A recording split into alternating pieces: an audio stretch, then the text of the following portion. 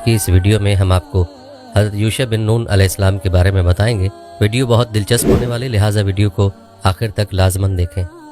حضرت یوشع بن نون علیہ السلام 1350 قبل مسیح مصر میں پیدا ہوئے اور ان دنوں وہاں فرعون کی حکومت تھی۔ آپ علیہ السلام کا بنی اسرائیل سے تعلق تھا اور حضرت موسیٰ علیہ السلام کے خادم خاص تھے۔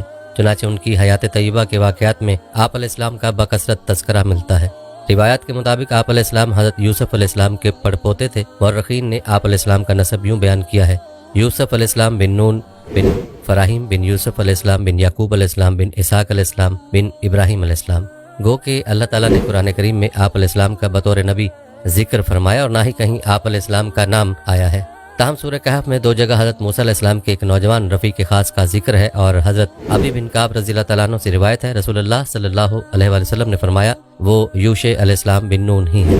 حضرت موسیٰ علیہ السلام اللہ تعالیٰ کے حکم سے بیت المقدس آزاد کروانے کے لیے قوم عمالقہ سے جہاد کرنے گئے تو بنی اسرائیل نے لڑنے سے انکار کر دیا اور کہا تم اور تمہارا پروردگار لڑے، ہم تو یہیں بیٹھے ہیں۔ اللہ تعالیٰ نے اس سرکشی پر انہیں صحرائے طیہ میں قید کر دیا جہاں وہ 40 سال تک بھٹکتے رہے۔ حضرت موسیٰ علیہ السلام، حضرت ہارون علیہ السلام اور حضرت یوشع علیہ السلام بن نون بھی ان کے ساتھ تھے۔ بنی اسرائیل کے وہ تمام لوگ جنہوں نے جہاد سے انکار کیا تھا اس طویل عرصے میں مر کھپ گئے۔ ایک دن اللہ تعالیٰ نے حضرت موسیٰ علیہ السلام کو حکم دیا کہ بنی اسرائیل کے 12 قبائل میں سے ہر قبیلے کا ایک نقیب مقرر کر دیں اور انہیں اپنے قبیلے کی قیادت و رہنمائی، جہاد کی تربیت اور دیگر معاملات کی ذمہ داری دے دیں۔ دراصل یہ ساری تیاری قوم عمالقہ سے جہاد کے لیے تھی۔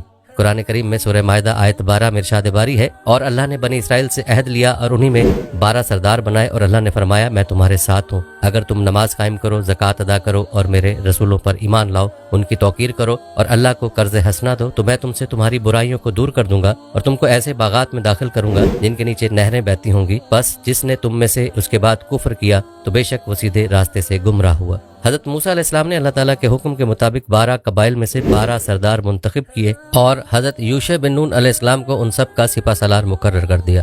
ابھی وعدہ طیہ کی سزا کی مدت پوری بھی نہیں ہوئی تھی کہ پہلے حضرت ہارون علیہ السلام اور پھر 2 سال بعد حضرت موسیٰ علیہ السلام انتقال فرما گئے۔ تاہم حضرت موسیٰ علیہ السلام نے انتقال سے قبل حضرت یوشع علیہ السلام کو اپنا جانشین اور خلیفہ مقرر فرما دیا تھا۔ کئی مفسرین نے لکھا کہ انہیں نبوت بھی عطا کی گئی تھی۔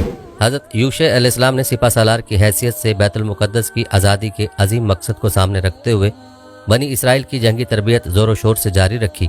بنی اسرائیل کو وادی طیہ میں اللہ تعالیٰ کی جانب سے من و سلوہ مل رہا تھا، ان کو کوئی معاشی سرگرمی تو تھی نہیں، سو انہوں نے اپنا زیادہ تر وقت فن حرب سیکھنے میں صرف اور جلد ہی جنگی داؤ پیچ میں مہارت حاصل کر لی۔ صحرائے طیہ میں قید کے 40 سال پورے ہوئے تو اللہ تعالیٰ نے حضرت یوشع السلام کو حکم دیا کہ بنی اسرائیل کو ساتھ لے کر ارض مقدس کی جانب جاؤ اور قوم عمالقہ اور دیگر سے جہاد کر کے اپنے آباء و اجداد کی سرزمین آزاد کرواؤ۔ بنی اسرائیل کی نئی نسل کو اپنے بڑوں کے جہاد سے انکار کی غلطی اور اس کی پاداش میں قید کا احساس تھا۔ پھر بیت المقدس تو ان کا اپنا وطن تھا، لہٰذا وہ خوشی خوشی جہاد کے لیے تیار ہو گئے۔ جس وقت حضرت یعقوب علیہ السلام اپنے 11 بچوں کے ساتھ کنعان سے ہجرت کر کے حضرت یوسف علیہ السلام کے پاس مصر جا رہے تھے، اس وقت ان کے ساتھ خاندان کے صرف 70 افراد تھے اور اب بنی اسرائیل لاکھوں کی تعداد میں حضرت یوسف علیہ السلام کے پڑپوتے حضرت یوشع علیہ السلام کی قیادت میں اپنے آباء و اجداد کی سرزمین مشرک اقوام سے آزاد کروانے جا رہے تھے۔ حضرت یوشع علیہ السلام بنی اسرائیل کو لے کر وادی طیہ سے نکلے تو اس وقت آپ علیہ السلام کے ساتھ بنی اسرائیل کے 12 قبائل کے 6 لاکھ سے زیادہ افراد تھے۔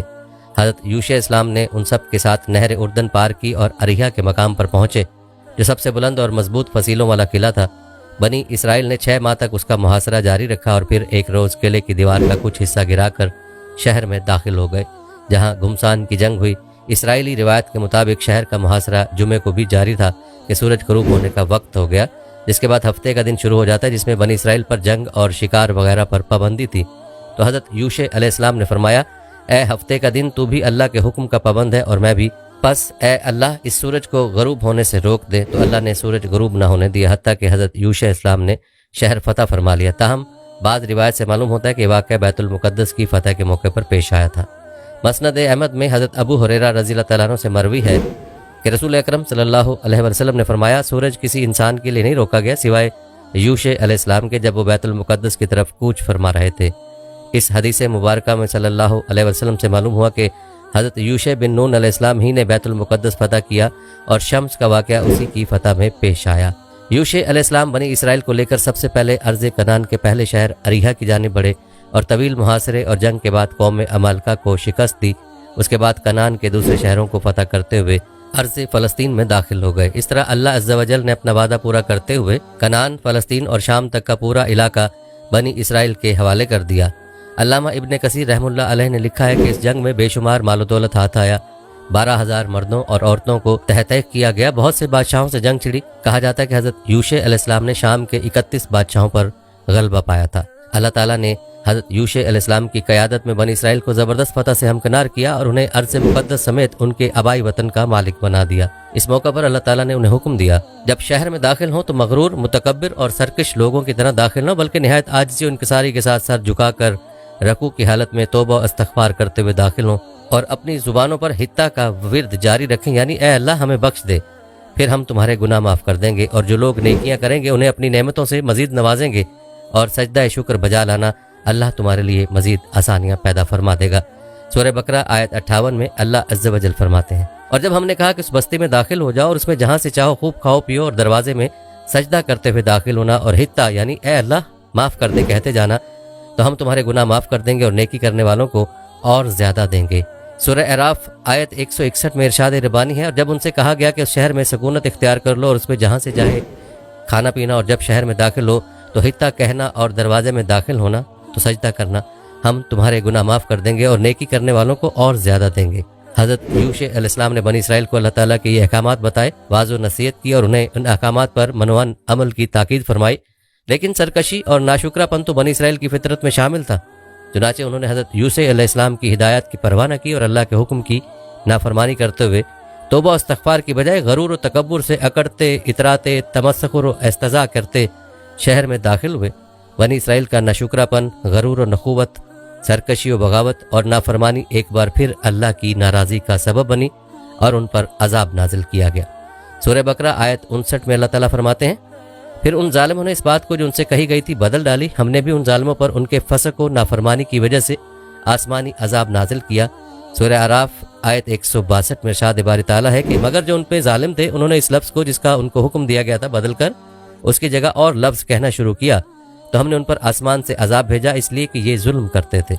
हज़रत अबू हुरैरा रज़ियल्लाहु ताला अन्हु से मरवी है कि रसूल अकरम सल्लल्लाहु अलैहि वसल्लम ने फरमाया, बनी इसराइल को यह हुक्म दिया गया था कि शहर में निहायत आजिज़ी से दाखिल हों और अपनी ज़बान से हित्ता हित्ता कहते जाओ यानी इस्तिग़फ़ार करते रहो, लेकिन उन्होंने ये किया कि ज़मीन पर घिसटते हुए दाखिल हुए और हित्ता को छोड़कर हिब्बा तो फ़िशरा कहना शुरू कर दिया, यानी दाना बाली के अंदर है, यानी उन्होंने अल्लाह से तौबा और माफ़ी की बजाय गंदम और जौ की फरमाइश कर दी। इससे उनकी सरताबी और सरकशी और अहकाम इलाही से तमस्सखुर और इस्तेहज़ा का अंदाज़ा किया जा सकता है।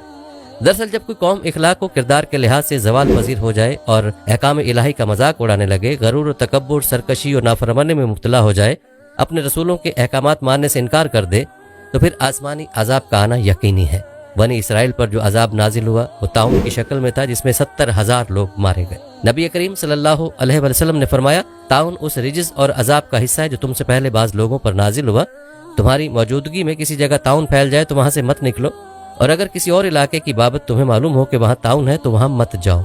उनमें से एक जमात जो हज़रत यूशे अलैहिस्सलाम की हिदायत पर अमल पैरा रही वो ताउन से महफूज रही।